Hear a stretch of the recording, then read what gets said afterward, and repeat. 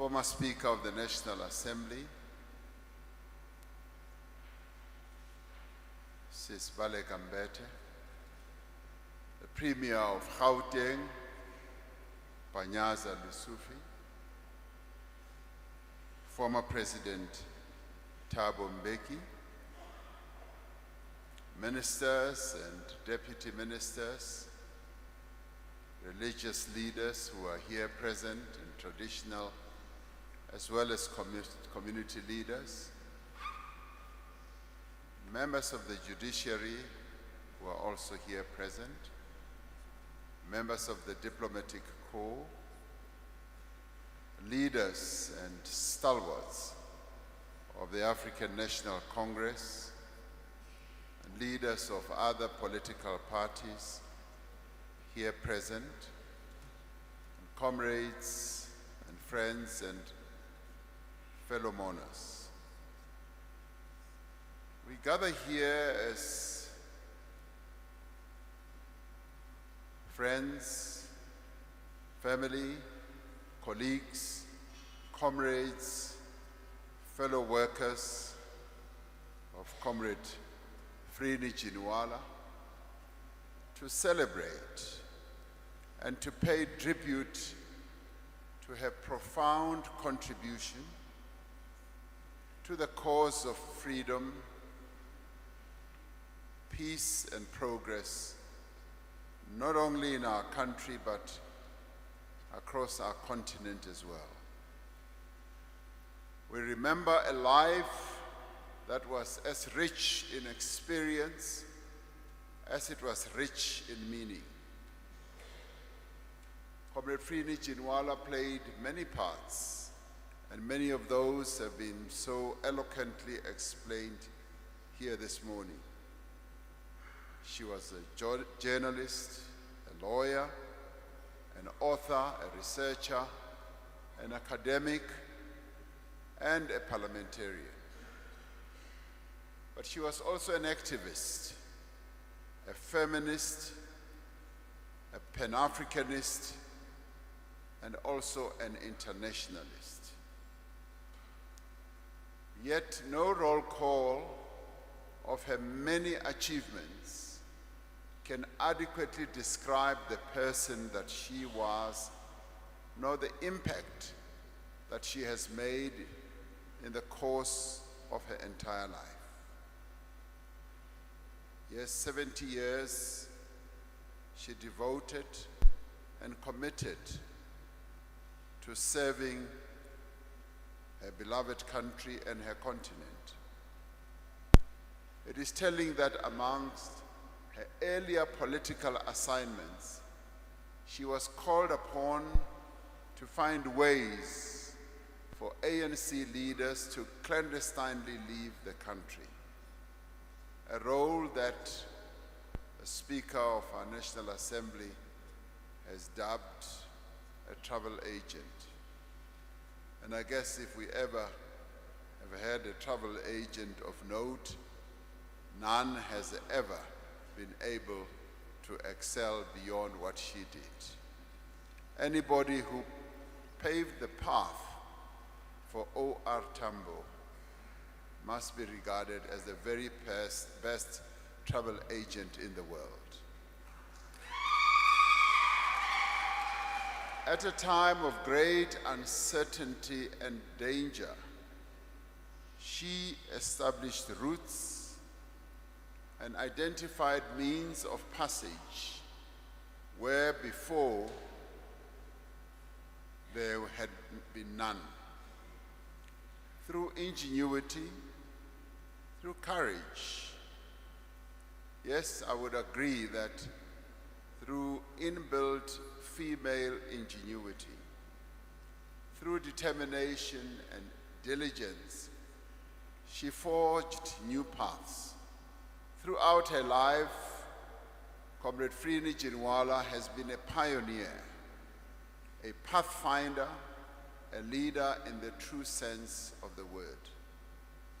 She was instrumental in setting up the ANC's first office in exile, as we have heard, in which O.R. Tambo worked. establishing the base from which over the coming decades the organization would forge what was probably the most powerful international solidarity network and movement of our time. For 3 decades, she was a vital part of that Maharaj, whether she was being deported, thrown out, brought in. She did excellently well in other vital parts of our continent, in Zambia, Mozambique, the United Kingdom, and wherever else her assignments took her. On whatever platform given, whatever opportunity, Comrade Frene Ginwala was an eloquent, persuasive champion of the cause of the South African people.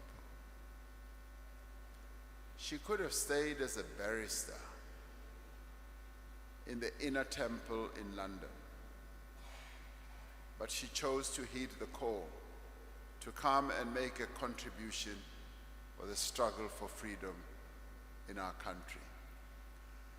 With her keen intellect, her measured delivery, and her clear articulation of the principles and the purpose of our struggle, she felled many a critic and earned many a friend. Through her writings, whether as a journalist, as a researcher, or an academic, or an activist, she provided both incisive critiques and clear vision. Whether she was in Comrade O.R. Tambo's office or Comrade Madiba's office, this was her given role. She told us what was wrong with the world, and most importantly, how it could be made better. Comrade Frene will be remembered as a pioneer of women's rights, as we have heard all morning today, at a time when scant attention was given to the many ways in which women were oppressed and exploited. Comrade Frene fought for the struggles of women to be recognized. Yes, in 1991,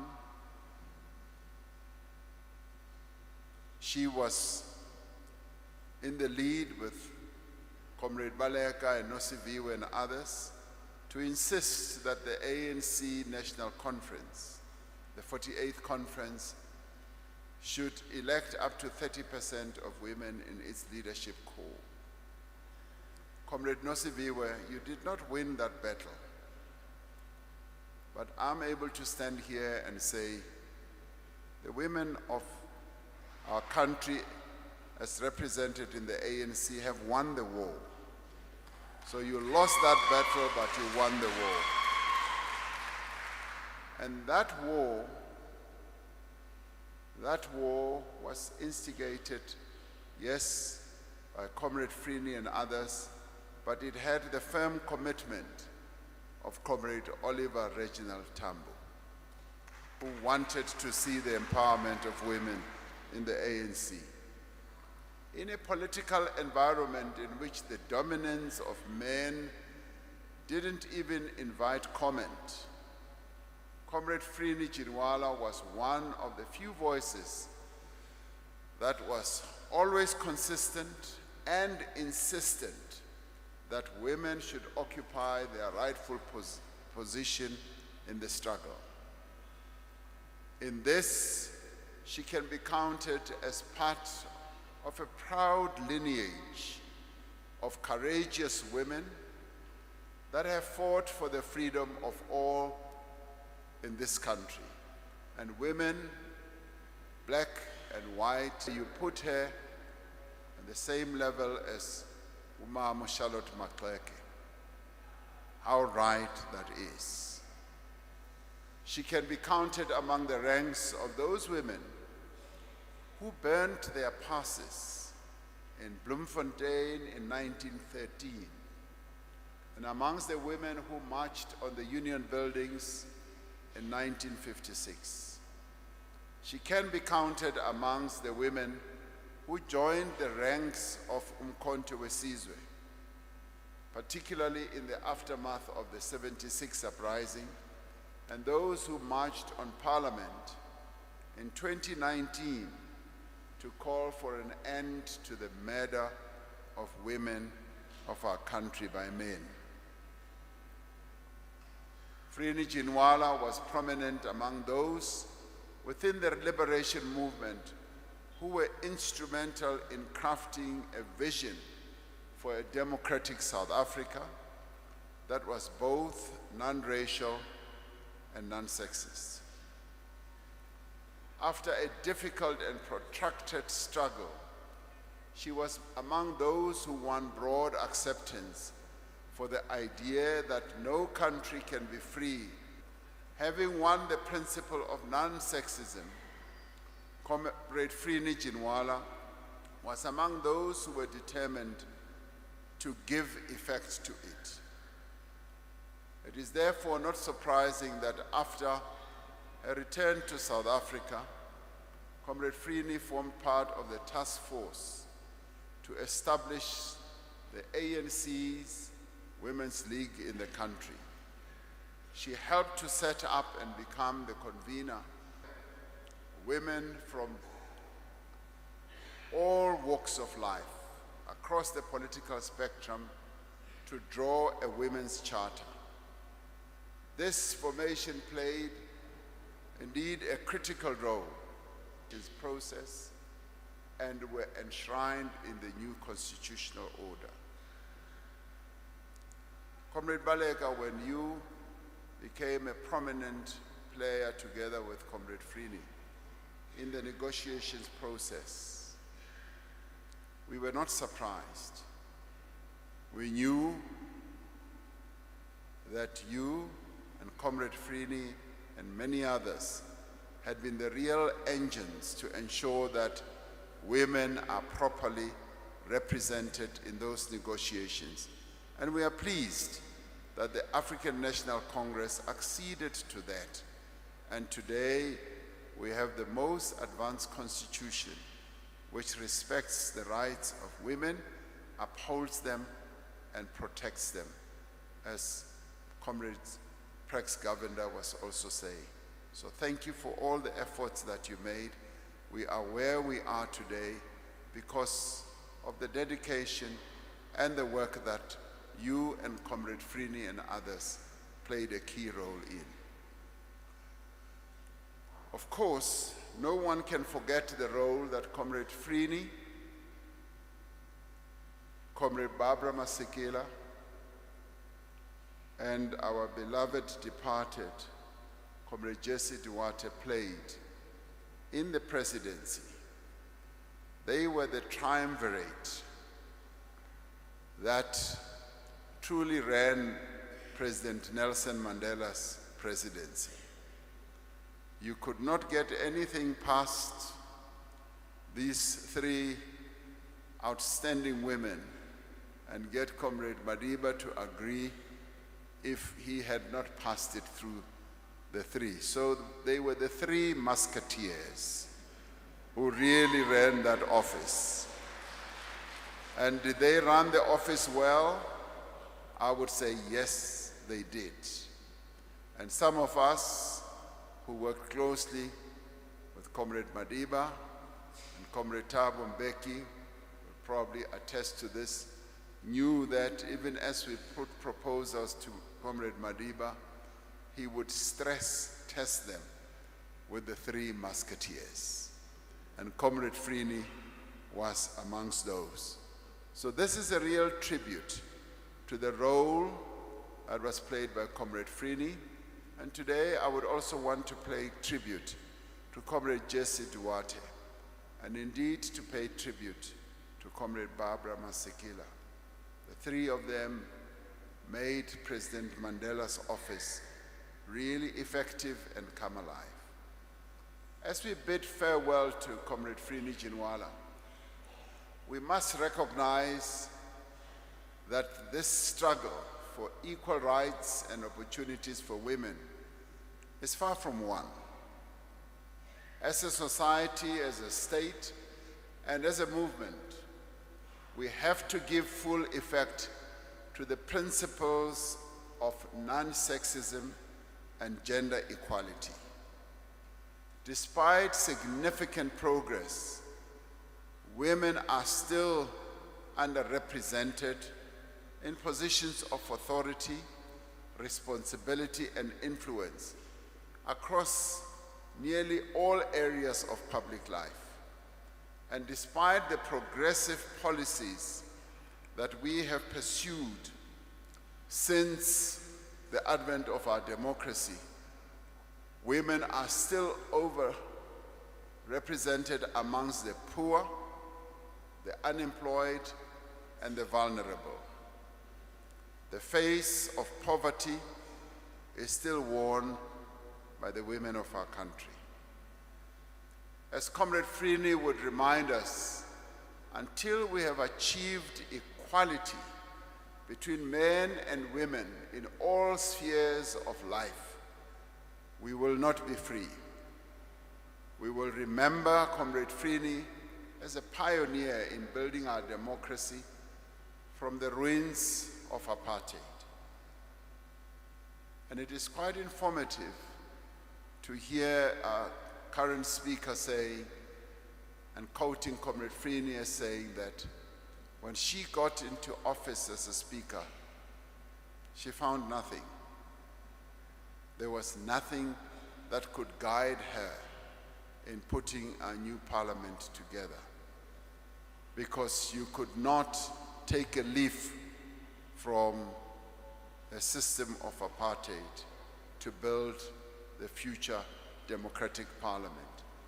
As part of the ANC's negotiating team, she brought all her legal training, her sharp and incisive mind, and her political conviction to the task of forging a new constitutional order in our country.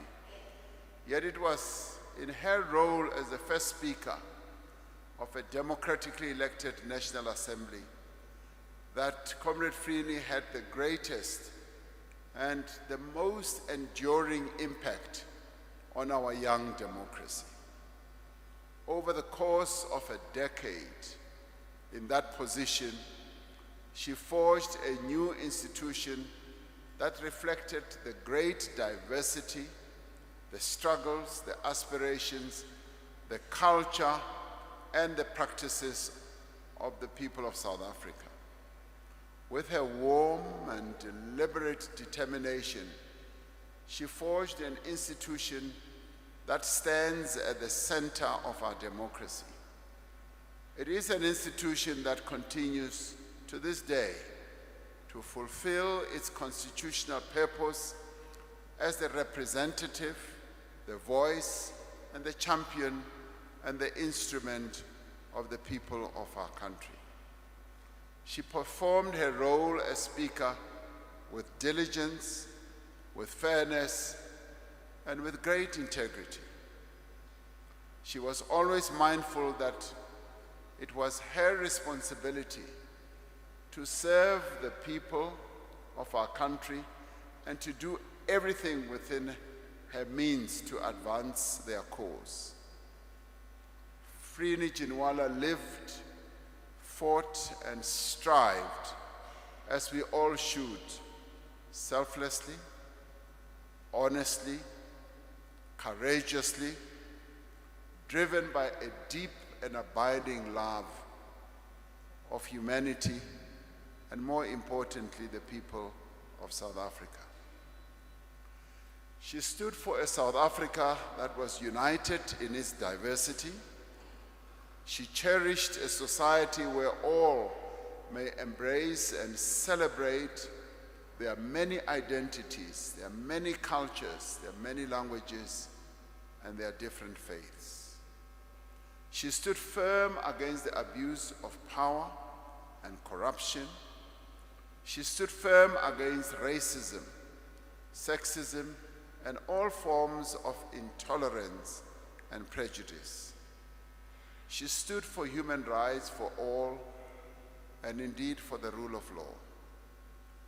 To defend the aspirations of our Constitution is to honor the memory of Frene Ginwala. To lead lives of integrity, whether as citizens or leaders, is to uphold her legacy. Good thoughts, good words, and good deeds. These are the tenets of the faith that she was born into. She lived by those. Her life embodied those tenets. To her family, especially her beloved nephews, Zev, Cyrus, Sorab, we share in your sorrow. May you be comforted by the knowledge that Comrade Frene's spirit, her courage, her wisdom, and her generosity will forever be remembered. As we came into this hall, I had occasion to also meet 4 other people who cared for Comrade Frene, who must also be thanked for the work that they did over a period of 10 to 15 years. And there's Grant Zulu, there's Patience Ngwame, there's Ditonia Ndabana, and there's Joey Yende. These are the 4 individuals who also, together with her family, stood by Comrade Frene until the end of her life and cared for her. So let us thank them and applaud them as well. I want to end by a reference to something that I found out about Comrade Frene, her love for maps. She got excited once she had discovered or found these maps of our continent. And we shared a common passion about maps. And we got into an animated discussion about what she had found, being the map of Africa that was crafted in 1389, as it is said in the obituary, titled Deming Hunyi Du. And we got into a very long discussion about how those maps finally fueled China's great ambition to become a global player, even at that time, when Emperor Judi of the time got Zheng He to lead the biggest flotilla of ships ever amassed in the world, to set off from China to go to various parts of the world. And it is also said that it was during this period that the Chinese were the ones who discovered America, whilst we are told that Christopher Columbus was. But the important part is that it was this flotilla that came to Africa. They came to the eastern seaboard of our continent, and historians today record that the trade between Africa and China started. It was due to these maps that the Chinese launched their most historic global policy and reached out to many parts of the world. Having done a very interesting study of how Emperor Judi and Zheng He went around the world, it was quite an exciting conversation that I had with Comrade Frene about these maps. And I'm glad, Honorable Speaker, that the maps have been preserved, because in the preservation of these maps of our continent, Comrade Frene's memory is also preserved. I want to finally say, Comrade Frene, go well. Hamba kahle Mbokodo. If we ever had a Mbokodo, you are the Mbokodo that we really had.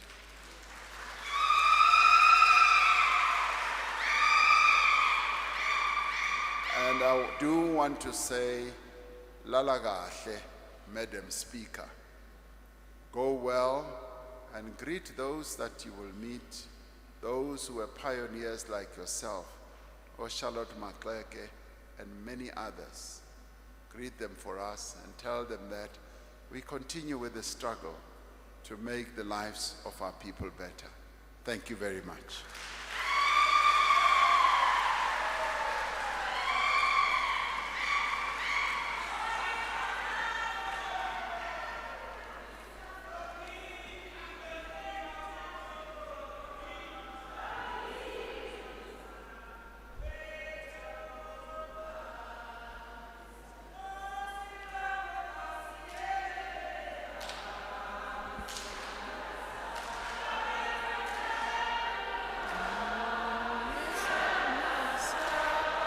Thank you very much. Thank you, comrades. Amandla.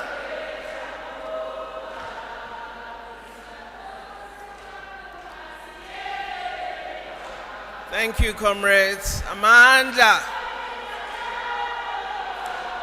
We thank the President. Siyabonga Maqabane. Cela ukuthi nihlale nibambe.